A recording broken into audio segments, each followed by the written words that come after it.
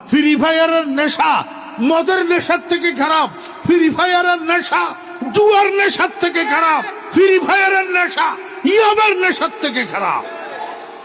যেই ফুলারে ফ্রি ফায়ারের নেশা করছে ফুলাইটার জীবন বরবাদ, জীবন বরবাদ।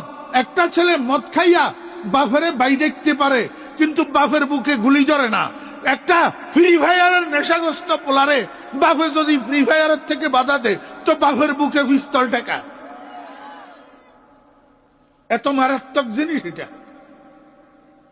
আমার ভাইরা দোস্ত বাব, মাদ্রাসা বলেন আর স্কুল কলেজ বলেন, যেই ছাত্ররে ফ্রি ফায়ারের নেশায় পাইছে ছাত্র এটার লেখাপড়া বরবাদ। যেই ব্যবসায়ীরে ফ্রি ফায়ারের নেশায় পাইছে তার ব্যবসা বরবাদ। যেই চাকরিজীবীরে ফ্রি ফায়ারের নেশায় পাইছে তার চাকরি বরবাদ। আমার বেহরা দোস্ত আবাব, একটা মানুষের জীবন বরবাদ করে দেওয়ার জন্য এক ফ্রি ফায়ার যথেষ্ট।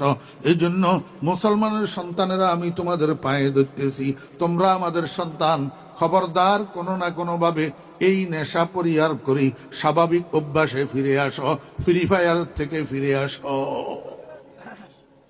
এটা মুসলমানের সমাজকে বেকার করে দেওয়ার জন্য, মুসলমানের সমাজকে নিষ্কর্ম করে দেওয়ার জন্য ইহুদিদের চক্রান্ত।